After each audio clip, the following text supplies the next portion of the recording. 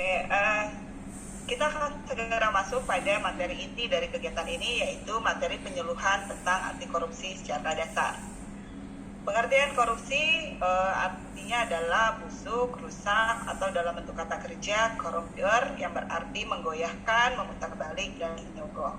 Berdasarkan Transparansi Internasional, diperoleh definisi korupsi yang cukup baku, yaitu perilaku pejabat publik, baik politikus, politisi, ataupun pegawai negeri, yang secara tidak wajar dan tidak legal memperkaya diri atau memperkaya mereka yang dekat dengannya demi mencapai kepentingan pribadinya, dengan cara menyalahgunakan kekuasaan publik yang telah dipercayakan oleh masyarakat kepada mereka.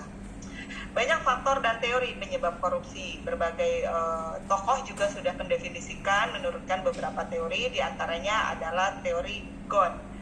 Menurut teori Ghosn, korupsi terjadi karena ada 4 faktor. Yang pertama adalah adanya keserakahan atau greed, kesempatan, opportunity, kebutuhan, need, dan pengungkapan atau expose.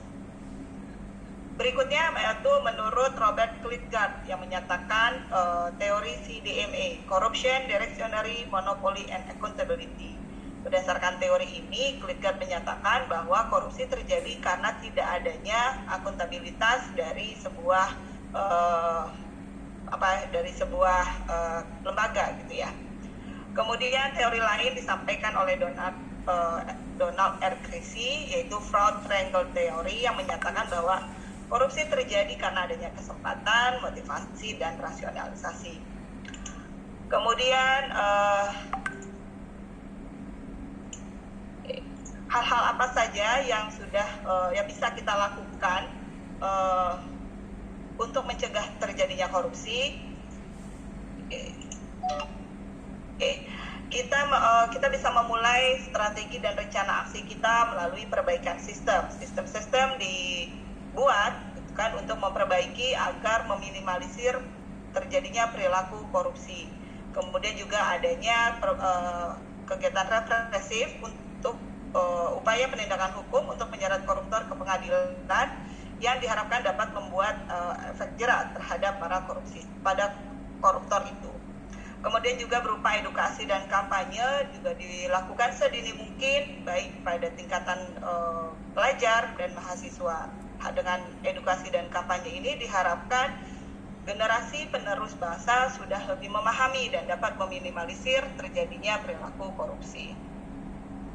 Usaha pencegahan dan perlawanan terhadap korupsi juga bisa dilakukan dengan membangun semangat melawan korupsi, berpikir kritis terhadap perilaku korupsi, dan juga berpantang terlibat dalam tindakan korupsi. Kita juga dapat berperan aktif untuk mengajak orang lain melakukan pencegahan tindakan korupsi dan melaporkan tindakan korupsi yang kita ketahui. Oke. Ya, Ibu, 1 menit lagi. Ada beberapa negara yang dapat kita jadikan rujukan untuk mencontoh ya, untuk menjadi contoh penerapan anti korupsi ini. Seperti di Korea Selatan, tindak pidana korupsi akan dihukum berat dan koruptor akan dikucilkan. Kemudian di Jerman, koruptor akan dihukum seumur hidup dan diminta untuk mengembalikan seluruh harta hasil korupsinya. Di Arab Saudi dan di Malaysia berlaku hukuman pancung dan hukuman gantung, sementara di Singapura dan di Cina berlaku hukuman mati. Tentu saja korupsi sudah menjadi sebuah penyakit sosial yang harus kita tanggulangi bersama, karena juga menimbulkan berbagai macam dampak dari berbagai bidang, baik itu ekonomi, sosial, dan menimbulkan kemiskinan, pada birokrasi pemerintahan, merusak lingkungan, hingga sampai pada pertahanan dan keamanan. Kemudian untuk melakukan pemberantasan korupsi, kita bisa melakukan dengan penegakan hukum. Hukum dibuat untuk ditegakkan dan sifatnya merata pada seluruh pihak.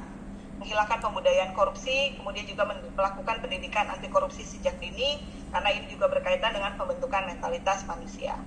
Demikian informasi yang bisa saya sampaikan, semoga bermanfaat. Terima kasih. Wassalamualaikum warahmatullahi wabarakatuh. Waalaikumsalam warahmatullahi wabarakatuh.